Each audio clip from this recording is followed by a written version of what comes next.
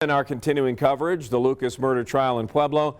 Well, the prosecution rested its case this afternoon. The defense will begin calling witnesses on Monday.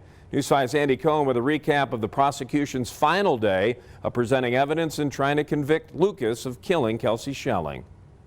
Today in the Donthe Lucas murder trial, jurors heard expert testimony from Frank Hertz. He's a dog handler. He and his human decomposition detection dog, Radar, have participated in more than 100 homicide and missing persons cases in Colorado, including the search for Kelsie Barrett out of Teller County. Radar is trained to detect human decomposition. He alerted on a tree in the backyard of this home on Manor Ridge Drive, and you may recall investigators later excavated that yard, but Kelsie's remains were not recovered.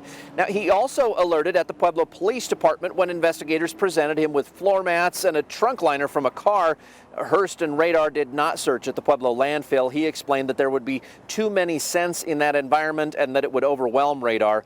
Now, earlier in the day, jurors heard a recording from a second interview Pueblo Police detectives Ray Purvis and Cody Wager conducted with Donthe Lucas after his arrest in November of 2017. And while he continued to deny that he had killed Kelsie, Donthe did admit in those interviews for the first time that he was the one who had moved Kelsie's car to the Walmart. When they pressed him directly, he said, "I did not kill Kelsie. I did not watch her die. I did not kidnap Kelsie. I did not bury her body." The last witness called by the prosecution was FBI agent Jim Moore. He told jurors he'd exhausted every research in his search for Kelsie. And when asked by the defense why he didn't do more research into Donthe Lucas, he replied that he wasn't looking for him at the time. Always watching out for you, Pueblo. Andy Cohen, News 5.